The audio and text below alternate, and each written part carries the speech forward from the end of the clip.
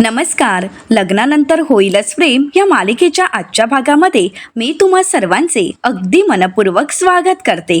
आजच्या भागामध्ये आपल्याला पाहायला मिळतं काव्याच्या चोरओटीचा कार्यक्रम असतो. सर्वच जण चोरओटीसाठी जमलेले असतात. आता नंदिनी काव्याला घेऊन येते आणि ज्यावेळी काव्य तयार होऊन सगळ्यांच्या समोर येते त्यावेळी मात्र पार्थची अजिबातच नजर हटत नसते.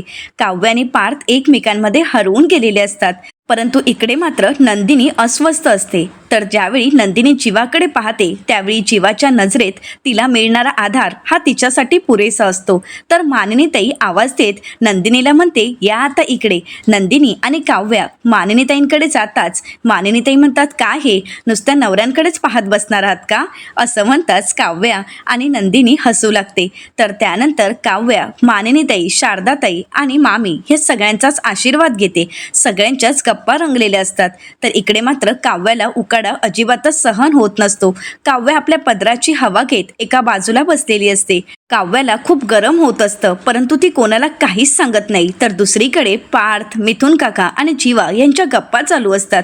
पार्थचा लक्ष इकडे तिकडे जाताच काव्या त्याला कुठेच दिसत नाही. परंतु पार्थ पाहतो तर काव्या एका ठिकाणी शांत बसलेली असते आणि स्वतःच्या पदराने स्वतःला हवा घेत असते.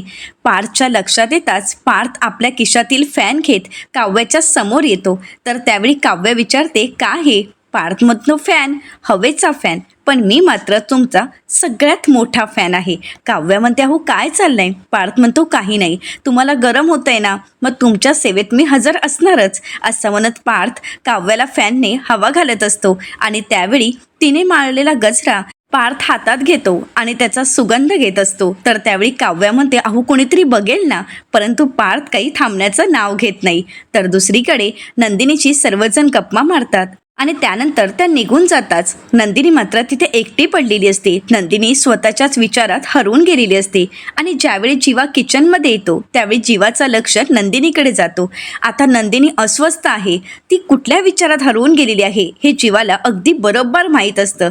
जीवा इशाऱ्यानेच नंदिनीला भानावर आणतो आणि त्यानंतर तिथे असणारं चाफ्याचं फूल तो हातात घेतो, त्याचा सुगंध घेतो, त्याला किस करतो आणि त्यानंतर ते चाफ्याचं फूल नंदिनीला देतो. नंदिनी ते फूल हातात घेते आणि त्यानंतर त्या फुलाकडे पाहत ती जीवाकडे पाहते आणि तिच्या चेहऱ्यावर थोडं का होईना परंतु हसू आलेलं असतं.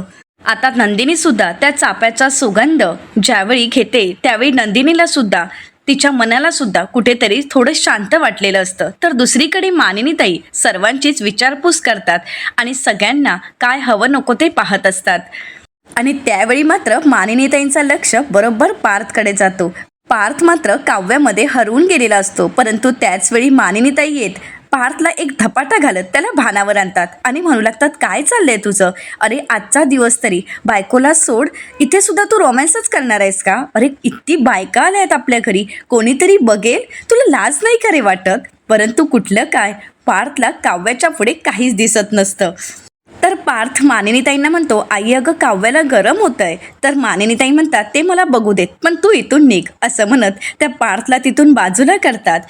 आता पार्थ मात्र निमूटपणे तिथून निघून जातो. तर दुसरीकडे मानिनीताई काव्याची काळजी घेत असतात. तर इकडे शारदाताई नंदिनीला म्हणतात, नंदिनी बाळा, तुझंही अभिनंदन, आता धाकट्या जाऊबाई लवकरच मावशी होणार आहेत.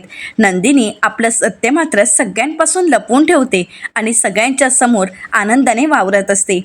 तर त्याचवेळी शारदाताईंचं लक्ष नंदिनीच्या पोटाकडे जातो आणि ते म्हणतात की खरंच नंदिनी, आता तुझ्यातही बदल जाणवू लागले आहेत, तुझंही पोट वाढू लागलं आहे. असं म्हणत शारदाताई नंदिनीच्या पोटाला स्पर्श करणार, परंतु त्यावेळी नंदिनी थांबवते आणि म्हणू लागते, आई अगं.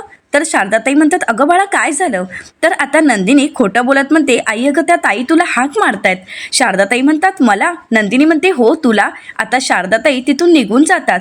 परंतु इथे मात्र नंदिनी पूर्णपणे घाबरून गेलेली असते. ती लगेच जीवाकडे येते आणि खूप पॅनिक झालेली असते. घडलेला प्रकार जीवाला सांगत म्हणू लागते, आता आईचा हात माझ्या पोटाला स्पर्श करणार होता.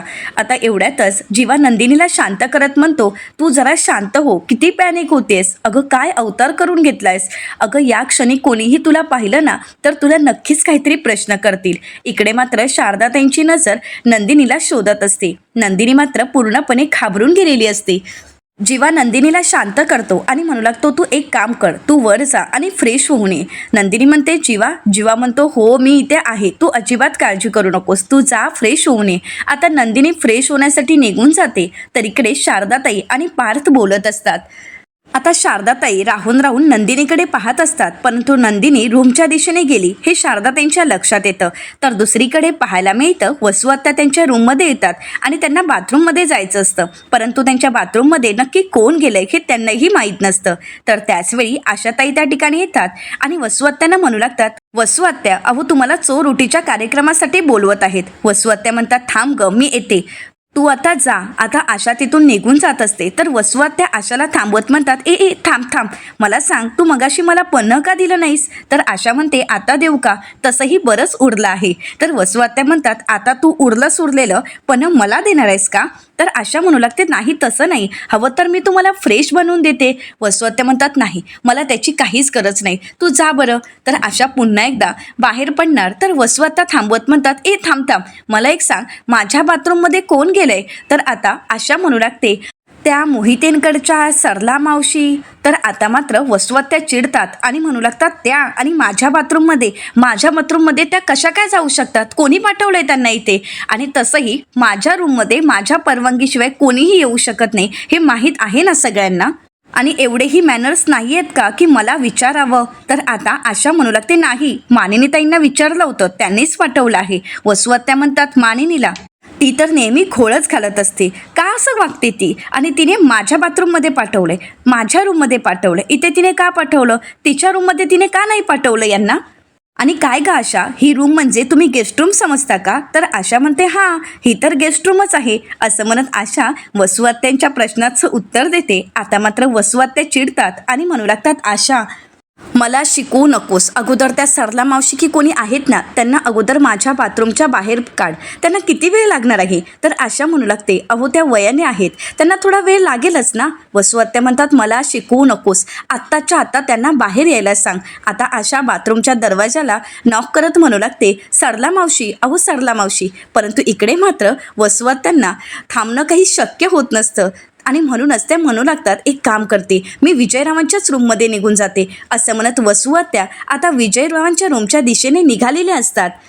तर इकडे नंदिनी तिच्या रूमच्या दिशेने निघालेली असते. ना वसू आत्यांचा लक्ष नंदिनीकडे असतो आणि ना नंदिनीचा लक्ष वसू आत्यांकडे. दोघीही आपापल्या रूमच्या दिशेने निघून जातात.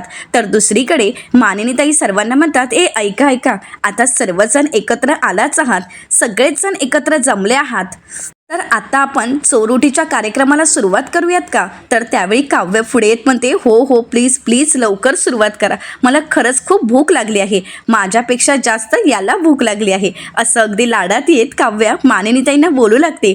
मानिनीताई काव्याला शांत करतात आणि म्हणू लागतात, हो ग बाळा. काव्या म्हणते, जाऊ देत, मी जाऊन पाटावरच बसते. असं म्हणत काव्या पाटावर बसायला जाणार, तर पार्थ म्हणतो, बाप रे, माझ्या बायकोला किती घाई झाली आहे, पण त्या अगोदर मला एक प्रश्न विचारायचा आहे. आता मानिनीताई पार्थकडे पाहतात, तर मिथून काका म्हणू लागतात, अरे बाबा, प्रश्न उत्तराचा खेळ आहे ना, तो नंतर खेळ, आता तिलाही भूक लागली आहे आणि बाळाला सुद्धा भूक लागली आहे, आणि तुझं काय चाललंय रे मध्येच प्रश्न उत्तराचा कार्यक्रम? तर पार्थ मिथून काकांना म्हणतो, झालं का बोलून, मग आता शांत बस. मानिनीताई म्हणतात, तर आता पार्थ मानिनीताईंना म्हणतो, आई, प्रश्न अवघड असणार बरं का, सांग त्यांना. तर काव्या मानिनीताईंना म्हणते, आई, तुम्ही सुद्धा सांगा त्यांना, विसरलेत वाटतं मी कोण आहे. तर आता मानिनीताई अर्थातच काव्याच्या बाजूने असतात आणि आता काव्या कोण आहे याची आठवण करूनही पार्थला देतात. आता काव्या पार्थला म्हणू लागते, मी काव्या देशमुख आहे, विसरलात का? पार्थ देशमुख. अवघड प्रश्न असले तरी काहीच हरकत नाही, मी नाही घाबरत, विचारा, तुम्हाला जो प्रश्न विचारायचा आहे तो विचारा. असं म्हणत आता काव्या मात्र पार्थच्या प्रश्नाचं उत्तर देण्यासाठी सज्ज झालेली असते. आता या दोघांकडे पाहून मानिनीताईंना मात्र हसायला येत असतं. तर दुसरीकडे पाहायला मिळतं, नंदिनी तिच्या रूममध्ये आलेली असते आणि घाईघाईने ती दरवाजा बंद करून घेते. आता नंदिनी फ्रेश व्हायला जाण्या अगोदर आपलं खोटं पोट काढून ती आपल्या ब्लँकेटच्या खाली लपून ठेवते आणि इकडे मात्र वसू आत्या आता विजयरावांच्या रूमच्या दिशेने आलेल्या असतात. परंतु वसू आत्या पाहतात तर रूमला लॉक केलेलं असतं. वसू आत्या चिडतात आणि म्हणू लागतात, काय हे विजयरावांनी रूमला लॉक का केलंय? परंतु जाऊ देत, आता मी नंदिनीच्याच रूममध्ये जाते. तसंही तिच्याच पाहुण्यांनी तिच्याच माहेरच्यांनी माझी रूम बळकावली आहे ना, मग आता मी नंदिनीच्याच रूममध्ये जाते असं म्हणत वसू आत्या आता नंदिनीच्या रूमच्या दिशेने निघालेल्या असतात. वसू आत्यांची नुसती इकडून तिकडे पळापळ चालू असते. तर दुसरीकडे मानिनीताई पार्थला म्हणतात, गप्प बसा रे, तुम्हा दोघांच्या मध्ये मला अजिबातच घेऊ नका. चला, तुम्हाला जो काही प्रश्न उत्तराचा खेळ खेळायचा आहे ना तो खेळा असं म्हणत मानिनीताई बाजूला जाऊन उभ्या राहतात. तर पार्थ आता काव्याला प्रश्न करत म्हणतो, मला सांगा IASचा फुल फॉर्म काय? आता हा प्रश्न ऐकून मानिनीताई पार्थला म्हणतात, अरे रे, काय हे पार्थ, तू म्हणाला होतास प्रश्न तर कठीण असणार. अरे पण जी मुलगी IAS होणार आहे तिलाच तू IASचा फुल फॉर्म विचारतोयस? शी, मला वाटलं नव्हतं की इतका साधा प्रश्न तू विचारशील. तर त्यावेळी पार्थ म्हणतो, थांब गाई, देऊ देत ना त्यांना उत्तर. तर काव्या तिच्या प्रश्नाचं उत्तर देत म्हणते, इंडियन ॲडमिनिस्ट्रेटिव्ह सर्व्हिस. तर आता पार्थ दुसरा प्रश्न करत म्हणतो, मला सांगा IAS अधिकारी काय काम करतात? तर आता पार्थचा हा प्रश्न ऐकून काव्या मिथुन काकांकडे पाहते. तर मिथुन काका पार्थला म्हणतात, अरे बाबा, काय चाललंय हे तुझं? अरे आता तिला भूक लागली आहे आणि तुझे काही प्रश्न संपत नाही आहेत. तर आता पार्थ पुन्हा एकदा मिथुन काकांना म्हणतो, झालं का बोलून? तर मिथुन काका होकार देतात. तर त्यावेळी पार्थ म्हणतो, हो ना, मग शांत बस. तर आता काव्या पुन्हा एकदा पार्थकडे पाहते. तर पार्थ म्हणतो, द्या ना उत्तर, बोला. तर काव्या म्हणते, काय बोलू? पार्थ म्हणतो, सांगा ना, IAS अधिकारी काय काम करतात? तर काव्या पार्थला म्हणते, सांगते. तर दुसरीकडे वसू आत्यांची फक्त पळापळ चालू असते. वसू आत्या नंदिनीच्या रूममध्ये येतात. परंतु आता नंदिनीच्या बाथरूममध्ये सुद्धा कोणीतरी गेलंय हे वसू आत्यांच्या लक्षात येतं. वसू आत्या म्हणतात, अगं बाई, इथे सुद्धा कोणीतरी गेलंय, म्हणजे कुठेच जायला मार्ग नाहीये असं म्हणत वसू आत्या नंदिनीच्या बेडवर बसतात आणि म्हणू लागतात, जेव्हा मला जायचं असतं ना तेव्हाच नेमकं दुसऱ्या कोणाला तरी जायचं असतं, आता काय करू? तर दुसरीकडे काव्या पार्थला म्हणते, IAS अधिकारी सगळ्यात महत्त्वाची भूमिका बजावतात. ते आपल्या सरकारमध्ये आणि सामान्य माणसांमध्ये एक महत्त्वाचा दुवा असण्याची जबाबदारी सांभाळतात आणि ते महत्त्वपूर्ण काम ते करतात. आपल्या सरकारच्या अशा महत्त्व योजना आहेत, ज्या योजना सर्वसामान्य जनतेपर्यंत पोहोचवण्याचं, ते सत्यात उतरवण्याचं काम ते करतात असं म्हणत आता काव्याने पार्थच्या प्रश्नाचं उत्तर दिलेलं असतं. सर्वजण टाळ्या वाजवतात आणि काव्याचं कौतुक करतात. सर्वांनाच काव्याचा अभिमान वाटत असतो. इकडे मात्र जीवाची नजर नंदिनीला शोधत असते. नंदिनी अजूनपर्यंत बाहेर न आल्यामुळे जीवा विचार करत म्हणतो, काय झाले नक्की, इतका वेळ का लागतोय नंदिनीला? इकडे मात्र शारदाताई जीवाकडे पाहत असतात. आता नंदिनी अजूनपर्यंत खाली न आल्यामुळे जीवा नंदिनीला फोन करायला घेतो. परंतु त्यावेळी वसू आत्या तो फोन पाहतात. पसारेवाला हा फोन पाहून वसू आत्या म्हणू लागतात, हा जीवा का घरातल्या घरात फोन करतोय आणि नंदिनी इथे फोन ठेवून कुठे गेली असेल? पण त्यावेळी वसू आत्यांच्या लक्षात येतं की नक्कीच बाथरूममध्ये नंदिनी असावी. वसू आत्या म्हणू लागतात, जाऊ देत, मला काय करायचं आहे असं म्हणत त्या फोन बाजूला ठेवतात आणि म्हणू लागतात, ये ग लवकर असं म्हणत आता नंदिनी बाथरूमच्या बाहेर येण्याची वसू आत्या वाट पाहत असतात. आता वसू आत्या ज्या ठिकाणी हात ठेवतात त्याच ठिकाणी नंदिनीने ब्लँकेटच्या खाली आता खोटं पोट लपवून ठेवलेलं असतं आणि त्याचा स्पर्श वसू आत्यांना होतो. वसू आत्या म्हणू लागतात, इथे काय ठेवलं आहे? आता ब्लँकेटच्या खाली नक्की काय ठेवलंय हे पाहण्यासाठी वसू आत्या उठतात. आता वसू आत्या पाहणार, परंतु त्याच वेळी त्या ठिकाणी आशा येते आणि म्हणू लागते, वसू आत्या, अहो गेस्ट रूम रिकामी झाली आहे. वसू आत्या म्हणतात, झाली का रिकामी? बरं झालं, चल चल असं म्हणत वसू आत्या आता तिथे नक्की काय ठेवलंय हे न पाहताच आता आपल्या रूमच्या दिशेने निघालेले असतात. परंतु या गडबडीत मात्र वसू आत्यांकडून ब्लँकेट मात्र थोडासा बाजूला झालेला असतो आणि त्यामुळे नंदिनीने लपवून ठेवलेलं ते पोट आता दिसत असतं. तर दुसरीकडे पाहायला मिळतं, काव्या पार्थला म्हणते, तुमचे अजून किती प्रश्न आहेत आणि कधी संपतील? तर पार्थ म्हणतो, 5 मिनिटात संपतीलच असं म्हणत पार्थ आता काव्याला पुढचा प्रश्न करत म्हणतो, त्या अगोदर मला सांगा, आपल्या डिस्ट्रिक्ट कलेक्टर कोण आहेत? तर काव्या म्हणते, अहो तुमचं काय चाललंय? अहो एक तर अवघड प्रश्न आहेत म्हणून सांगून इतके साधे सोपे प्रश्न तुम्ही विचारताय की ज्याची उत्तरं मी झोपेतही देऊ शकते, आणि काय चाललंय? तर पार्थ म्हणतो द्या उत्तर. काव्या म्हणते माझ्याच ओटभरणीच्या सोहळ्यात माझीच मस्करी चालली आहे का? तुम्ही हे सगळं काही मुद्दामून करताय ना देशमुख. तुम्हाला माहीत आहे मलाही भूक लागली, पण त्याचबरोबर तुमच्या बाळाला सुद्धा भूक लागली हे विसरू नका. बस करा ना आता, असं म्हणत काव्या पार्थला थांबवण्याचा प्रयत्न करत असते. तर दुसरीकडे जीवा विचार करत म्हणतो काय झालंय, नंदिनी फोन का उचलत नाहीये. आता शारदाताई हे सगळं काही पाहत असतात. तर जीवा म्हणू लागतो ही तर फोन उचलत नाहीये, मला जाऊनच बघावं लागेल. असं म्हणत आता जीवा रूमच्या दिशेने निघालेला असतो. तर त्याच्या मागोमाग आता शारदाताई सुद्धा निघालेल्या असतात. तर दुसरीकडे पाहायला मिळतं पार्थ काव्याला म्हणतो पुढच्या 5 मिनिटात तुमच्या जेवणाची व्यवस्था मी करेनच, परंतु त्या अगोदर मला माझ्या प्रश्नाचं उत्तर मिळायलाच हवं. तर आता काव्या पार्थच्या प्रश्नाचं उत्तर देत म्हणते की आपल्या डिस्ट्रिक्ट कलेक्टर आहेत IAS माननीय कार्तिकी राजाध्यक्ष मॅडम, ज्या भारतीय प्रशासकीय कार्यालयात कार्यरत आहेत, ज्या उत्कृष्ट जनकल्याणकारी उपक्रमांसाठी ओळखल्या जातात. 2022 साली त्यांना उत्कृष्ट असा सन्मानित पुरस्कार देऊन त्यांचा सन्मान करण्यात आला, ज्यांची मी खूप मोठी फॅन आहे. असं म्हणत काव्याने पार्थला फक्त उत्तरच नाही तर त्यांची संपूर्ण माहिती सुद्धा सांगितलेली असते. आणि काव्या म्हणू लागते बस आहे का इतकं की अजून काहीतरी बोलू. तर पार्थ म्हणतो बस, मला माझ्या प्रश्नाचं उत्तर मिळालं. आता सर्वच जण टाळ्या वाजवत काव्याचं कौतुक करतात. आता मात्र काव्या ज्यांच्याबद्दल भरभरून बोललेली असते त्या राजाध्यक्ष मॅडम यांचं देशमुखांच्या घरी आगमन झालेलं असतं आणि त्याही टाळ्या वाजवत काव्याचं कौतुक करू लागतात. आणि काव्या ज्यावेळी पाहते तर काव्या ज्यांची फॅन असते आणि ज्यांच्या पावलावर पाऊल ठेवून काव्या स्वतः याचा अभ्यास करत असते त्या मॅडम, आणि ते तिचं स्वप्न तिच्या समोर असतं. आणि त्यावेळी मात्र काव्याला काय बोलावं काहीच कळत नसतं. तर पार्थ राजाध्यक्ष मॅडम यांना म्हणू लागतो देशमुखांच्या घरी तुमचं अगदी मनपूर्वक स्वागत आहे.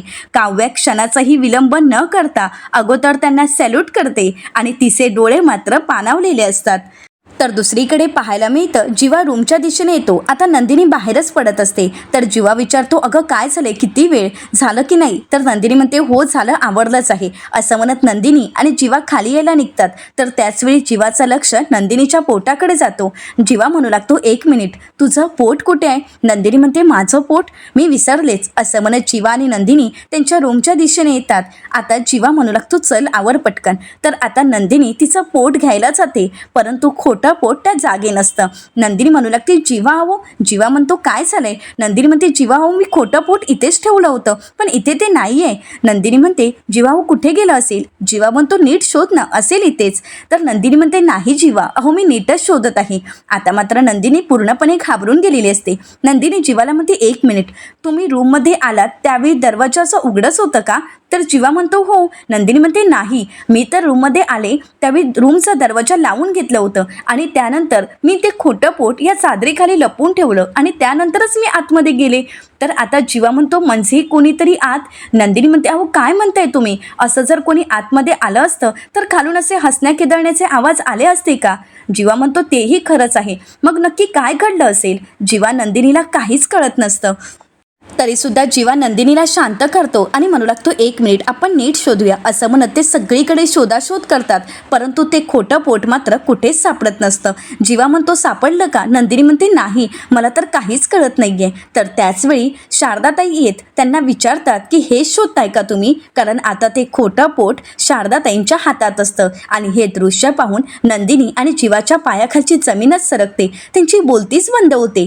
तर दुसरीकडे मानिनीताईंना सुद्धा आश्चर्याचा धक्का बसतो. त्या म्हणू लागतात बाप रे मॅडम तुम्ही, आणि इथे स्वतः तुम्ही आमच्या घरी आलात, खरंच आम्ही खूप नशीबवान आहोत. असं म्हणत मानिनीताई मॅडमचं स्वागत करतात. तर इथे काव्य म्हणू लागते मॅडम तुम्ही आणि आज आमच्या घरी, माझा विश्वासच बसत नाहीये, हे स्वप्न तर नाही आहे ना देशमुख. तर पार्थ म्हणतो नाही स्वप्न नाहीये, थांबा चिमटा काढतो. असं म्हणत पार्थ काव्याला चिमटा काढतो, तिला भानावर आणतो. पण हे काव्याचं स्वप्न नाही, तर खरंच काव्या ज्यांचा नेहमीच अभिमानाने उल्लेख करत असते त्या मॅडम राजाध्यक्ष मॅडम काव्याच्या समोर असतात. तर काव्या मॅडमना म्हणू लागते खरंच माझा स्वतःच्या डोळ्यांवर विश्वासच बसत नाहीये की तुम्ही साक्षात माझ्या समोर आहात. तुमच्या समोर नाही पण खरंच अगदी मनापासून सांगते, तुम्ही माझ्या आयडॉल आहात. दिवसातून एकदा तरी मी तुमचा पॉडकास्ट ऐकतच असते आणि तुमचा पॉडकास्ट म्हणजेच माझ्यासाठी एनर्जी बूस्टर आहे. अगदी खरं सांगते, मनापासून सांगते. जे काही बोलते ते मनापासून बोलते. काव्याच्या नजरेतील तो खरेपणा आणि सच्चेपणा मॅडमनाही दिसत असतो. तर काव्या मॅडमना म्हणते, मी तुमच्या पर्सनॅलिटीची जितकी फॅन आहे जितकी मी तुमच्या कामाची फॅन आहे. खरंच तुमचं काम, तुमचं कर्तृत्व मला खूप आवडतं. काव्या पुढे म्हणते, मला आठवते ना 2023 साली बीड जिल्ह्यात खूप पाऊस पडला होता आणि त्यावेळी तुम्ही स्वतः तिथे गेला होता. स्वतः तिथे सगळ्या गोष्टीचं निरीक्षण केलं, स्वतः तिथे पाहणी केली आणि तिथे नक्की का घडलं याची शहानिशा तुम्ही स्वतः केली. एवढ्या सगळ्या गोष्टी तुम्ही स्वतःहून पाहत होता, एवढ्या सगळ्या अडचणींना सामना करूनही. कारण त्यावेळी तुमची स्वतःची गाडी पावसात अडकली होती, पण तुम्ही गाडीतून खाली उतरलात, वाट काढत काढत त्या जागेपर्यंत पोहोचलात, तिथे पाहणी केली आणि दुसऱ्या दिवशी सगळी मशिनरी आणून तुम्ही कामाला सुरुवातही केली. काव्या त्यांच्या कामाची तारीफ करू लागते, त्यांचं कौतुक करू लागते. त्यांनी केलेल्या आत्तापर्यंत सगळ्या कामाची यादी अगदी काव्याला तोंडपाठ असते आणि काव्या सगळं काही भरभरून बोलून त्यांचं कौतुक करत असते. खरं तर मॅडम आमच्या गावात आल्यात आणि सरकार आमच्या दारात आलं. त्याचवेळी मी ठरवलं की मी सुद्धा IAS ऑफिसरच होणार. काव्या पुढे मॅडमना म्हणते, पॉवरसाठी नाही तर सामान्य माणसाला वाटावं की आपलं कुणीतरी आहे म्हणून. तर दुसरीकडे पाहायला मिळतं, आता शारदाताई नंदिनी आणि जीवाच्या समोर येतात आणि म्हणू लागतात, हे काय चाललंय नंदिनी, हे खोटं पोट तुमच्या रूममध्ये काय करतंय? मी आल्यापासून पाहते तू आणि जीवा काहीतरी लपवण्याचा प्रयत्न करत आहात. तुझ्या नजरेत मला दिसतंय की तू काहीतरी लपवतेस. काय झाले नंदिनी, मला कळायलाच हवं. तर त्यावेळी जीवा म्हणू लागतो, आई मी सांगतो. तर आता नंदिनी म्हणते, जीवा म्हणतो, मी आहे ना. असं म्हणत जीवा आता शारदाताईंना सगळं काही सांगायचं ठरवतो, परंतु त्या अगोदर जीवा दरवाजा लावायला जातो. जीवा दरवाजा बंद करून घेतो. तर शारदाताई जीवाला म्हणतात, दार का लावला आहे? तर जीवा म्हणू लागतो की आम्हा दोघांचं एक सिक्रेट आहे, ते जर इथून बाहेर गेलं तर सगळंच संपलं. शारदाताई म्हणतात, सिक्रेट काय चाललंय तुमचं? आता असलं कोणतं सिक्रेट आहे की ज्यामुळे तुम्हाला या सगळ्याची भीती वाटते? तर जीवा घाबरतच, तिला काय बोलावं काहीच कळत नसतो. तो म्हणू लागतो, घरच्यांना वाटते की आम्ही आई बाबा म्हणजे नंदिनी प्रेग्नेंट आणि तिचं पोट आता वाढू लागेल. तर आता शारदाताई म्हणतात, गरोदरबाईचं पोट हे वाढतच जाणार आहे. नंदिनी अगं तू नक्की प्रेग्नेंट आहेस ना? त्यावेळी मात्र नंदिनीच्या अश्रूंना बांध फुटतो आणि ती खूप रडू लागते आणि रडतच शेवटी ती आपल्या आईला मिठी मारते आणि म्हणू लागते, नाही आई, मी प्रेग्नेंट नाही आहे, माझं मिसकॅरेज झालं आहे. आता हे ऐकून शारदाताईंच्याही पायाखालची जमीन सरकते, त्यांना धक्का बसतो. परंतु नंदिनीला त्या मात्र आधार देतात. जीवाचेही डोळे पाणावलेले असतात. हे सगळं काही ना जीवाला सहन होत असतं ना नंदिनीला. तर येणाऱ्या पुढील भागामध्ये आपल्याला पाहायला मिळतं, राजाध्यक्ष मॅडम आता काव्याला शुभेच्छा देत म्हणतात, all the best Kavya Deshmukh. आई आणि IAS ऑफिसर होण्याचं स्वप्न तुम्ही दोन्ही गोष्टीमध्ये पास होणार आहात. तर आता इकडे काव्या मानिनीताईंना म्हणू लागते, मला एक गोष्ट कळत नाही आहे आई, की आता आपल्या घरी एवढ्या मोठ्या IAS ऑफिसर येऊन गेल्यात, एवढा सगळा मोठा सोहळा घडला, परंतु नंदिनीताई कुठेच दिसत नाही आहे. तर दुसरीकडे शारदाताई जीवा आणि नंदिनीला म्हणू लागतात, जीवा नंदिनी हे तुम्हाला सत्य सगळ्यांना सांगावंच लागेल, हीच ती योग्य वेळ आहे. तर जीवा म्हणतो, हो आई अगदी करेक्ट बोलत आहेत. तर आता नंदिनी म्हणू लागते, नाही पण जीवा. तर जीवा म्हणतो, हो काव्याला सावरण्यासाठी अख्खं घर आहे, त्यामुळे काळजी करायचं अजिबातच कारण नाही आहे. असं म्हणत जीवा आता सत्य सगळ्यांना सांगायचं ठरवतो. नंदिनी त्याला थांबवण्याचा प्रयत्न करत असते, परंतु जीवा काही थांबत नाही. तर आता नंदिनीचं सत्य घरच्यांना कळेल का आणि या सगळ्यातून काव्या स्वतःला सावरू शकेल का, हे पाहणं अतिशय रंजक ठरणार आहे. मित्रांनो, अशाच मालिकांचे नवनवीन अपडेट पाहण्यासाठी चॅनलला नक्कीच सबस्क्राईब करा.